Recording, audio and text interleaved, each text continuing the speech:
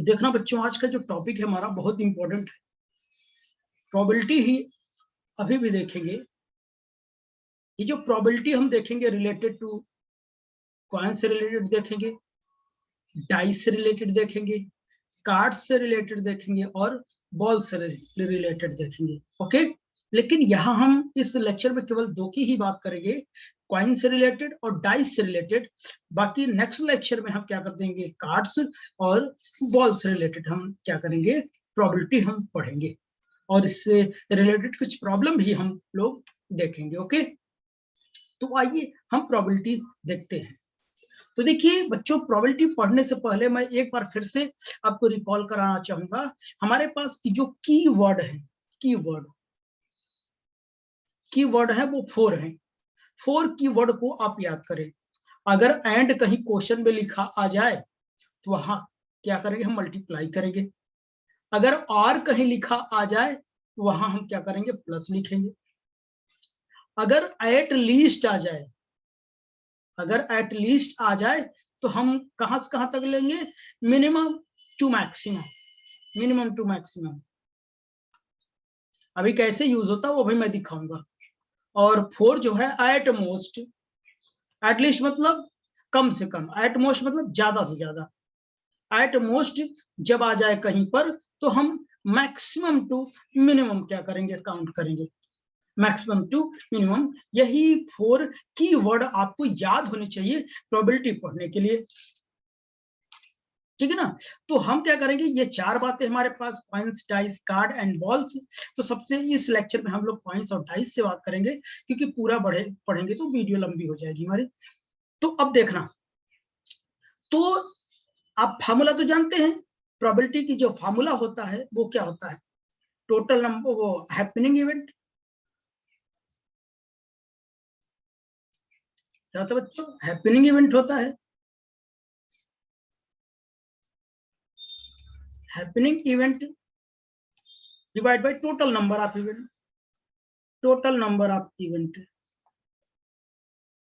कभी कभी आप लोग फेवरेबल केसेस बोलते हैं, टोटल नंबर ऑफ केसेस बोलते हैं। इसी को एम बाई कैपिटल एन लिखते हैं। ये प्रीवियस लेक्चर में आप लोग पढ़ चुके हैं, ठीक। तो आइए हम लोग क्या करते हैं, डाइस से वो कॉइन से रिलेटेड हम प्रॉब्लम करते हैं। पहले कॉइन्स की बात करूंगा, पहले नंबर पर कॉइन्स की बात करूंगा। अगर कॉइन्स है तो प्रोबेबिलिटी की जो फार्मूला होता है, ये होता है एम बाई कितना है, एन होता है, या m by m plus n होता है। तो वो आप जानते हैं। इसी को favourable cases to the total number of events लिख सकते हैं, या happening event to the total number of event, ठीक है ना। तो वो आपके ऊपर डिपेंड करता है, ठीक है ना। हैपनिंग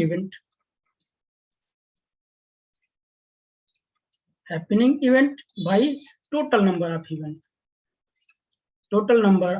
इवेंट, इसको फेवरेबल इवेंट और क्या कहते हैं, टोटल इवेंट्स कहते हैं, ठीक है ना। तो आइए देखते हैं हम लोग। तो अगर मैं सिंगल कॉइन्स की बात करूं,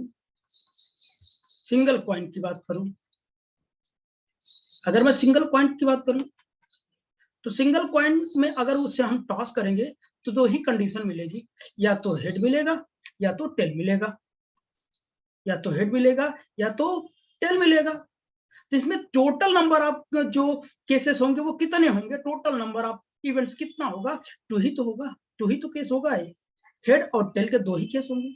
तो यही जो है हमारा यन, ये हमारे यन को रिप्रेजेंट करता है। और हैपनिंग इवेंट आपसे कह दिया जाए कि हेड आने की प्रोबेबिलिटी बताइए, तो 2 में से कोई एक घटना होगी। तो पहले ये टोटल क्या होगा, टोटल ये यन कितना 2 है, हैपनिंग इवेंट मतलब 1 आने की। अगर हेड आने की प्रोबेबिलिटी कहे तो 1/2, अगर टेल आने की प्रोबेबिलिटी कहे तो टोटल नंबर ऑफ इवेंट्स कितना है, 2 है, और टेल आने की प्रोबेबिलिटी एक ही कंडीशन बन रही है, तो ये ऐसा हो जाएगा। तो ये total number of cases single coin में क्या होगा, केवल 2 होगा। अगर मैं सिंगल कॉइन की बात किया तो एन की जो वैल्यू है कितनी आई, यानी 2 वेज हो गए हमारे पास। अगर 2 कॉइन्स होता तो कितना होता है, 2 कॉइन होता, 2 कितना होता, 4 होता। 4 कैसे होता, अगर 2 कॉइन होते तो 4 कंडीशन होता, या तो एच आता, या तो टेल टेल आता, या तो टेल हेड आता, या तो हेड टेल आता।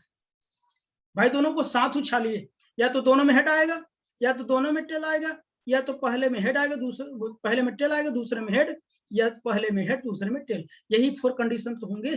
टोटल नंबर ऑफ केसेस कितने हो जाएंगे बताइए? 4 हो जाएंगे। तो ऐसे 3 कॉइन्स के लिए मैं क्या करूंगा? 2 पावर 3। 4 कॉइन के लिए टोटल नंबर ऑफ वेज कितने हो जाएगा? 16। तो ऐसे ही ये चलता रहेगा। ये सभी के किसको रिप्रेजेंट करेंगे? n को रिप्रेजेंट करेंगे, टोटल नंबर ऑफ केसेस।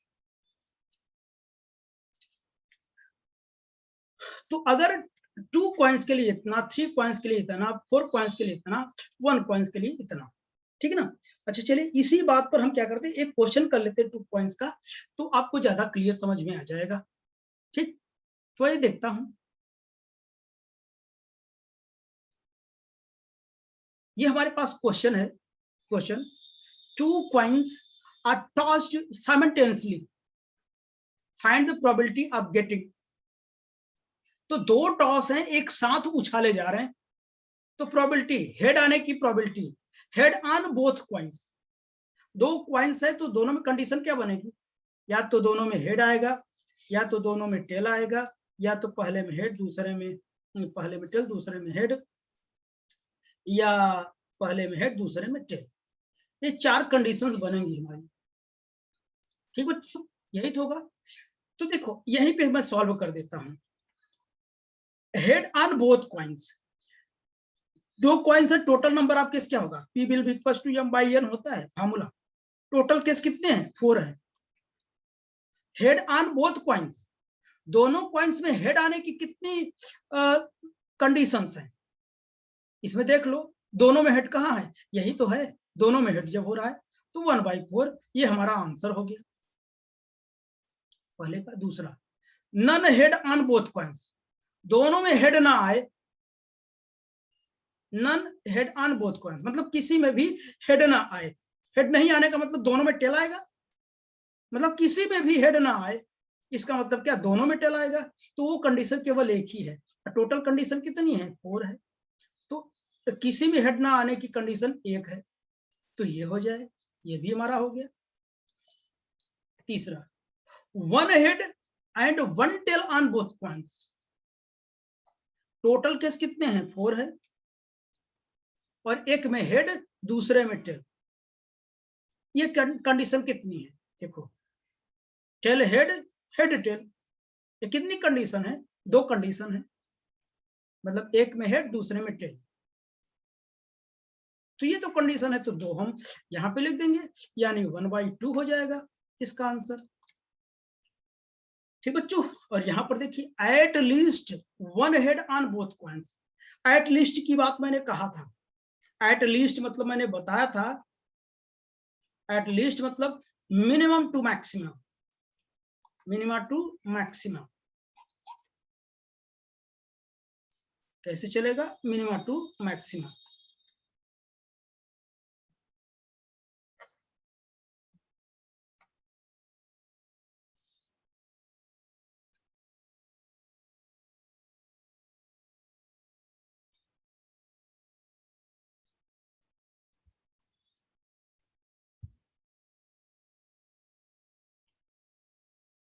देखना क्या है minima to maxima, minima to maxima देखना बच्चों।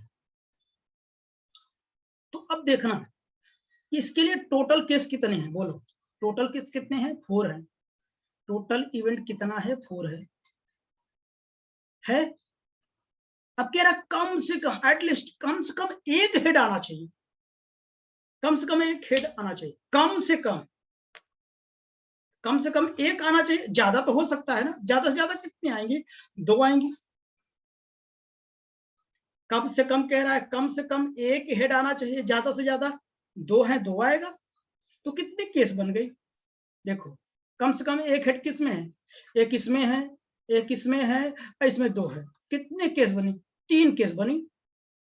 कम से कम ज्यादा से ज्यादा 2 हो सके। तो कितने केस हैं? 3 केस हैं। तो यहाँ पर हम क्या करेंगे, यहाँ पे 3 लिख देंगे। तो ये हमारा क्या हो जाएगा, आंसर हो जाएगा।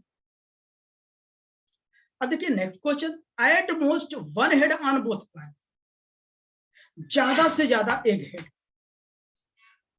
ज्यादा से ज्यादा एक हेड आने चाहिए दोनों कॉइन्स में, ज्यादा से ज्यादा। अब देखिए एट मोस्ट की बात मैंने क्या बताया था, एट मोस्ट की बात मैंने बताया था, ये थोड़ा ध्यान सुनना, at most maximum to minimum बताया था, मैक्सिमम से मिनिमम कह रहा हूं, एट मोस्ट कह रहा ज्यादा से ज्यादा एक आए, ज्यादा से ज्यादा एक आए, मैक्सिमम तो 1 हो गया, मिनिमम कितना होगा, 0 हो गया, 0 हेड। ज्यादा से ज्यादा एक आना चाहिए, ज्यादा से ज्यादा हो, मैंने कहा मैक्सिमम से मिनिमम, मैक्सिमम तो 1 हेड हो गया, मिनिमम कितना, 0 आ सकता है। वो कितने केस हैं देखिए, ज्यादा से ज्यादा एक हेड, इसमें भी है एक हेड, इसमें है एक कंडीशन, 2 कंडीशन, और इसमें एक भी नहीं, मतलब 0 भी आ सकता, मतलब कितने केस बने, 3 केस बने। यानी इसका भी जो आंसर होगा हमारा वो कितना होगा, 3/4 होगा। 3 केस बने ना, 1 2 3, तो इसका भी जो आंसर हमारा आएगा 3/4, ये आंसर होगा। तो आई होप कि आपको ये भी समझ में आया होगा।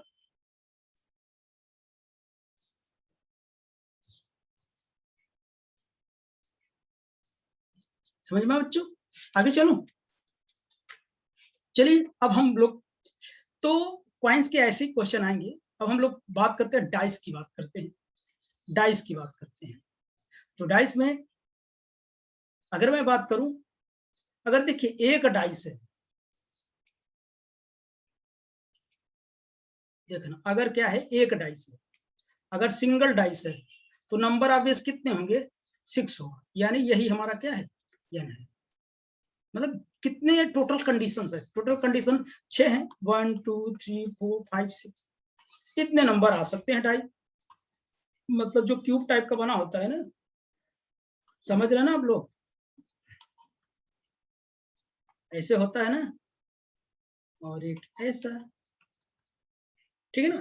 तो 6 केसेस हैं, तो एक डाइस होगा तो 6 होगा, अगर 2 डाइस हुआ तो कितना हो जाएगा, 6 square will be equal to 36, और 3 डाइस हुआ तो आप जानते हैं ऐसे बढ़ता जाएगा, टोटल नंबर ऑफ केसेस है।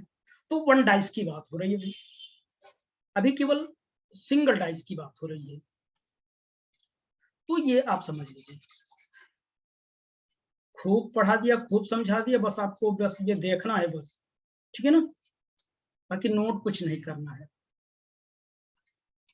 और आपको लगता है हम भूल जाएंगे तो आप नोट भी कर सकते, कोई दिक्कत नहीं। तो भाई 1 डाइस है, तो जो n की वैल्यू होगी वो कितनी होगी, 6 होगी, यानी total number of events, total number of conditions 6 होगी नहीं, 6 एक ही है, 6 में 1 2 3 4 5 6 कुछ भी आ सकता है। Rolled then what is the probability, पहला number, even number comes in the front of, even number आने की प्रोबेबिलिटी, मतलब कौन कौन, 1 आएगा, 2 आएगा, 3 आ सकता, 4 आ सकता, 5 6, इतने नंबर आ सकते हैं। तो कह रहा इवन नंबर आने की जो प्रोबेबिलिटी होगी वो कितनी होगी, फार्मूला होता है P will be equal to m/n, n तो पता है। इवन नंबर आने की प्रोबेबिलिटी क्या होगी, इवन नंबर कितने हैं, कितने हैं, एक इवन नंबर यहां पर है, एक इवन नंबर यहां पे है ना, और कहां इवन नंबर है, ये है। कितने इवन नंबर है, 1 2 3, तो नीचे तो 6 होगा, ऊपर कितना होगा 3, ऐसे कट कर दो, कितना आएगा 1/2, ये हमारा आंसर होगा। Even number comes in front face, front face में इवन नंबर आने की जो प्रोबेबिलिटी होगी वो इतनी होगी, यानी 3/6, यानी 1/2 आंसर होगा हमारा, ठीक। अच्छा, दूसरा number, number should be divisible by 2, वो नंबर जो 2 से क्या होगा, डिविजिबल हो जाए। तो बताइए, नीचे तो 6 ही रहेगा। वो नंबर बताइए जो 2 से डिविजिबल हो जाए, कौन कौन? ये 2, 4 और 6, ये तीनों 2 से डिविजिबल है। तो कितने हैं? 1, 2, 3, 3 कंडीशंस है, यानी m की वैल्यू कितनी है? 3 है। तो 3/6, इसका भी 1/2 आंसर होगा, इसका भी 1/2 आंसर होगा। देखिए यहाँ पे जो क्वेश्चन 3 है, number should be greater than 2 but less than 4। तो वो नंबर जो 2 से ग्रेटर हो और 4 से कम हो, वो कौन है? केवल और केवल 3 है। 2 से ग्रेटर, 4 से कम। 3 मतलब कितनी बार है? एक ही बार है। तो टोटल नंबर अब कितना होगा? 6, और ये कितनी है? 1 बार है, 1/6। ये हमारा आंसर हो गया। तो आई होप कि आपको समझ में आया होगा। ठीक बच्चों, चलिए ये सिंगल डाइस के लिए था। फॉर 2 डाइस के लिए बात करता हूं मैं।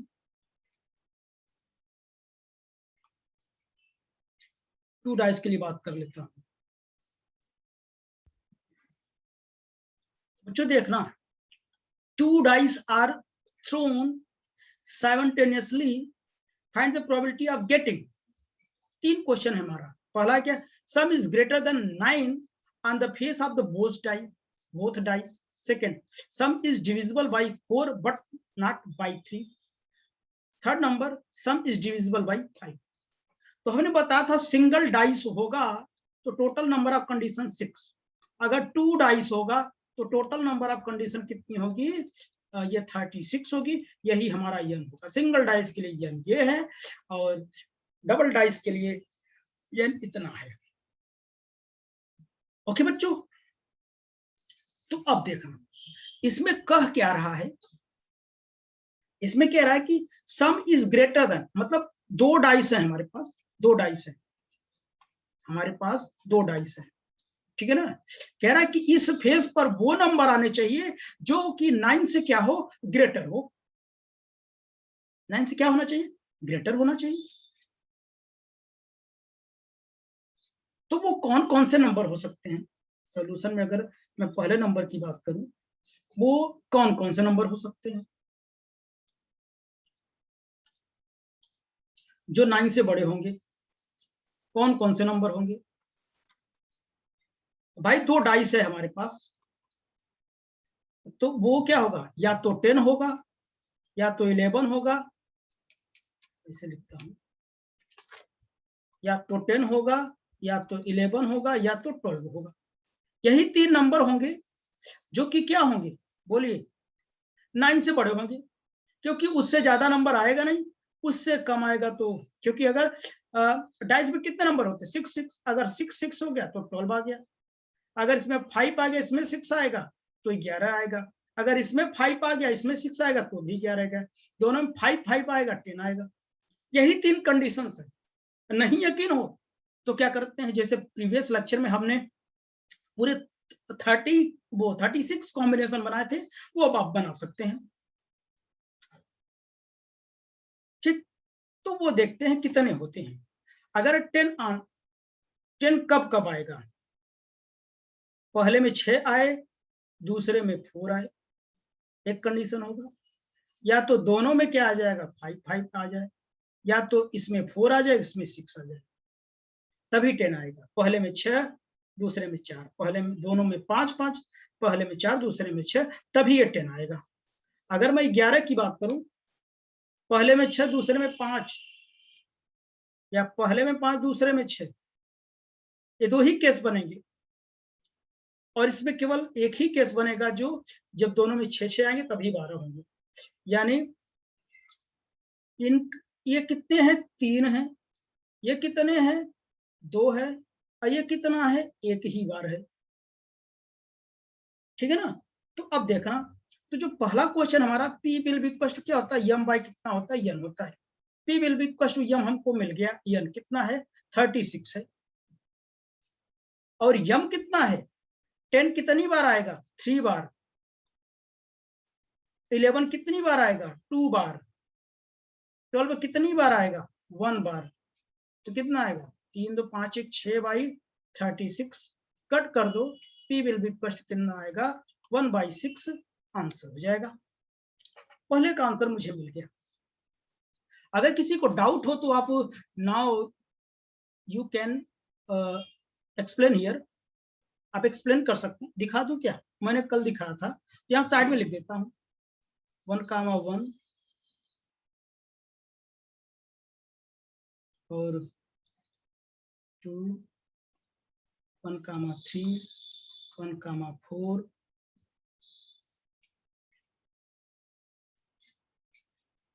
1,5 और 1,6।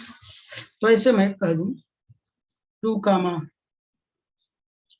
2,2 2,3 2,4 2,5 2,6 3,1 3,2 3,3 3,4 3,5 और 3,6 4,1 4,2 4,3 4,4 4,5 और 4,6 5,1 5,2 5,3 5,4 5,5 5,6 6,1 6,2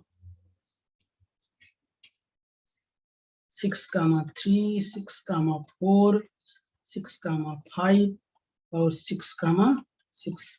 ये हमें करना नहीं है, ये बहुत ब्रॉड जाएगा, आपको मैं दिखाने के लिए ऐसा किया। ठीक, ये हमें एक्सप्लेन नहीं करना है, उसे आइडिया लगाना है, बहुत कॉन्सेप्ट यूज करना है बहुत। तो देखिए कहां कहां वो नंबर है जो 9 से बड़ा है। इस लाइन में तो कहीं नहीं दिख रहा है। 6 2 8 6 3 9 6 4 10। एक केस ये हो गया 10 10 यहां पर हो गया, और यहां पर भी है ये 10 हो गया, ये 11 है, और ये क्या है? यहाँ पे 10 है, ये 11 है, ये 12 है। देखिए 10 कितनी बार है? 1 2 3। 11 कितनी बार है? 1 2। 12 कितनी बार है? एक बार है। समझ गए क्या आप लोग? तो ये सब करना था। ठीक, तो ये आपको ये करना नहीं, ऐसे आइडिया लगाना है आपको। चलिए अब क्या करते हैं, हम दूसरे क्वेश्चन की क्या करते हैं, बात करते हैं। दूसरा नंबर क्या है? अच्छा, एक तरीका और, मैं नोट पॉइंट की बात करूं, अगर नोट पॉइंट की बात करूं तो देखना ये क्या है, हमारा सम है, सम है, और यहाँ क्या है, हमारा केसेस है। जो सम है वो मैं कैसे लिखता जाऊंगा? 2 3 4, ये तरीका है, ट्रिक है। 2 3 4 5 6, और ये 12 11 10 9 8 और 7 यहां मैंने लिख दिया, 7 मैंने यहां लिख दिया। ये केसेस है।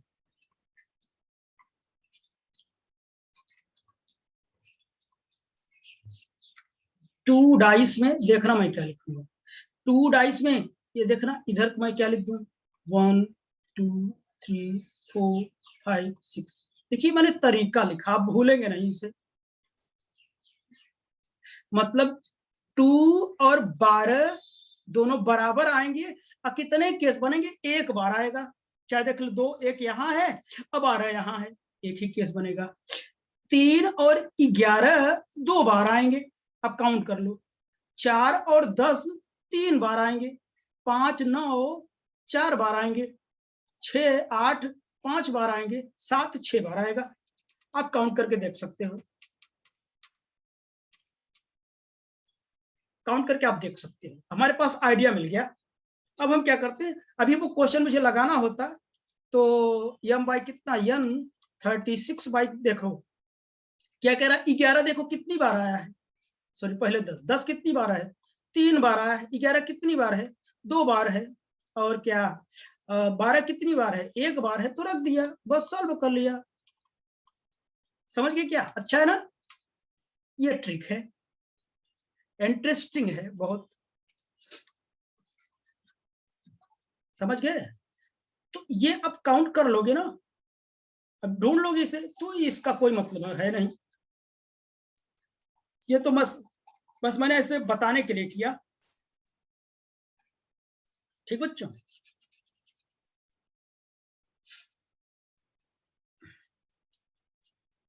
आपको समझाने के लिए ऐसा किया, नहीं तो बहुत सिंपल हो जाता है एक बार में।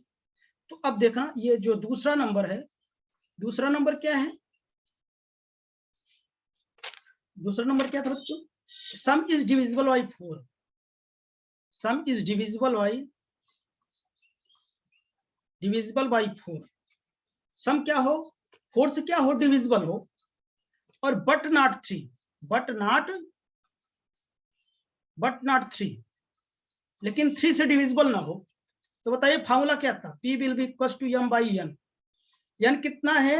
36 है। तो बताओ वो नंबर बताओ जो 5 से कट जाए लेकिन 3 से ना कटे। सॉरी, 4 से कट जाए लेकिन 3 से ना कटे।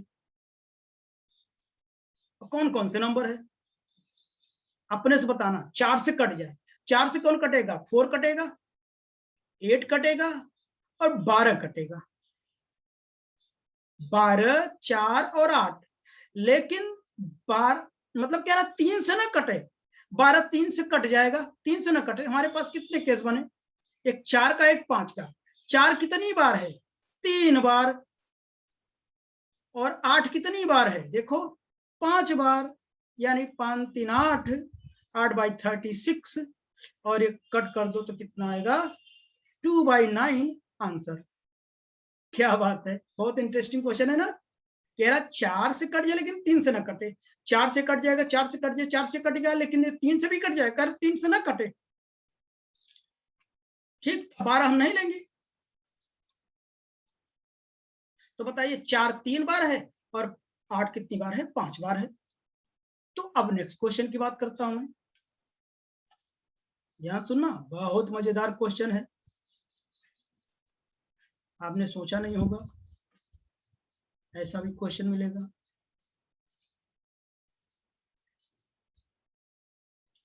चलिए, अब नेक्स्ट क्वेश्चन कह रहा है सम is divisible by 5। Divisible by 5। सम क्या हो? 5 से डिविजिबल हो जाए। तो अपने से बताओ, P will be equal to m by n होता है। ये कितना है? 36 है, सब जानते हैं। अब बताइए 5 से कटने वाले कितने नंबर कहां कहां से? 5 से कौन कौन कटेगा? 5 से 5 से 5 से 5 से 5 कटेगा ना, 6 6 6 10 कटेगा। 5 से यही तो नंबर कटेंगे, 5 और 10 कटेंगे। तो 5 कितनी बार है? 4 बार है। 10 कितनी बार है? 3 बार है। टोटल 7/36। यही हमारा आंसर है। यही समझ में आया क्या बच्चों? बहुत इंटरेस्टिंग ये टॉपिक्स थे। अब हम क्या करते हैं, नेक्स्ट वीडियो में हम लोग बात करेंगे probability related to cards, playing cards, मतलब ताश के बारे में हम लोग पढ़ेंगे। उसके बाद एक वीडियो और बनाएंगे जिसमें हम बॉल से रिलेटेड प्रोबेबिलिटी पढ़ेंगे। ओके, तो उसके लिए हमें फिर से कनेक्ट होना होगा।